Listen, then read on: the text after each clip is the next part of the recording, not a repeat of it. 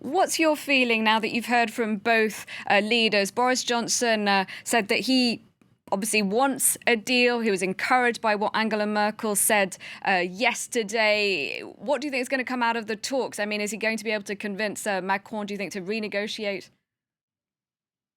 Well, we shall see. I mean, but I think the crucial thing that's happened in the last 24 hours is that Boris Johnson, having spent his first 3 weeks as the UK Prime Minister, essentially shoring up his position at home and trying to hammer home the message that the UK is willing to leave without a deal, and that indeed the government is making what it thinks are adequate preparations for such an outcome. Having done that, he has now crossed the channel and evidently has now opened the door to negotiations. Essentially, well, I think what President Macron made clear in the second half of that press conference is that he now, like Angela Merkel, is anticipating that talks between the United Kingdom and the European Union are going to be reopened, that Michel Barnier is going to be called upon to be involved in that, and that during the course of the next 30 days, they're going to see if they can try to square the circle. Now, the problem is, however, it's also very clear from that press conference that two sides are still very far apart.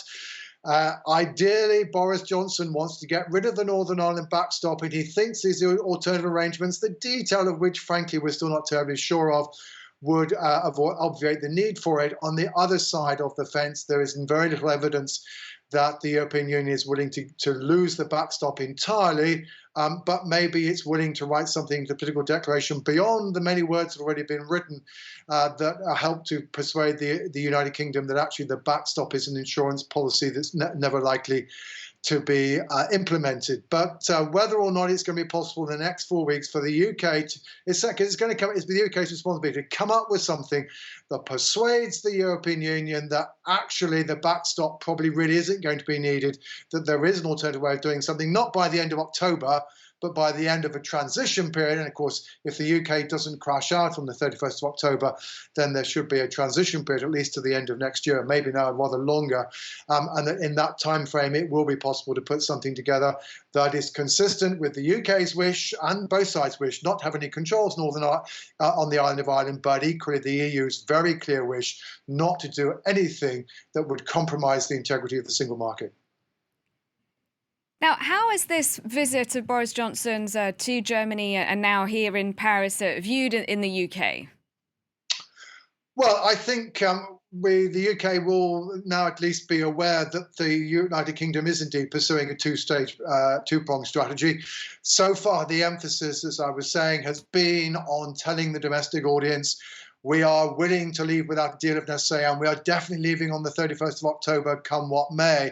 But now comes the other side of the strategy, which at the end of the day, Boris Johnson would prefer to leave without a deal. The deal he has in mind is certainly not one that the European Union at the moment is one willing to back, but he is now willing to try. And essentially what he seems to have achieved in the last 24 hours is, as it were, the door to the negotiation table has been opened, though whether or not the two sides can agree on the agenda, let alone what the worthwhile points of discussion might be, is what we now have to see. But I think essentially what we have now discovered is the UK has at least persuaded the European Union that talks should be open. The European Union is saying to the UK, it's up to you to come up with an alternative solution to the Northern Ireland issue from those which have already been proposed and agreed.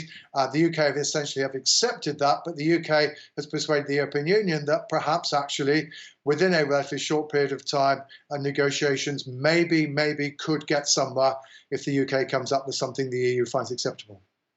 And then, of course, as we saw with Theresa May, reaching a deal with the EU is one thing, convincing lawmakers that it's a good deal another. Indeed. And of course, if one makes the not unreasonable assumption that at the end of the day, as President Macron indicated, the EU withdrawal treaty, well, maybe it's not entirely not for changing, but it's mostly not for changing. And insofar as anything is going to change, it's to do with the political deal. The crucial question will be whether or not the compromise, if it is indeed a compromise that comes out of these 30 days of talks, a compromise which probably will still see the Northern Ireland backstop there in some form or another, would finally eventually be swallowed by Boris Johnson's hard Brexiteer colleagues, and at the same time would gain enough support from Labour MPs to go through. So yes, I think certainly the European Union needs to be aware that in much the same way as there's absolutely no guarantee that Boris Johnson can get no deal through the House of Commons, there's equally no guarantee that he can get any compromise that the EU might be willing to swallow through the House of Commons either. So we have to remember throughout this whole process, it's a game of chess in which the UK government is having both to try to satisfy the European Union and the House of Commons, and satisfying both of them so far has proved to be an elusive task. Absolutely. Thank you very much indeed for your time and your analysis. John Curtice joining us there from the UK.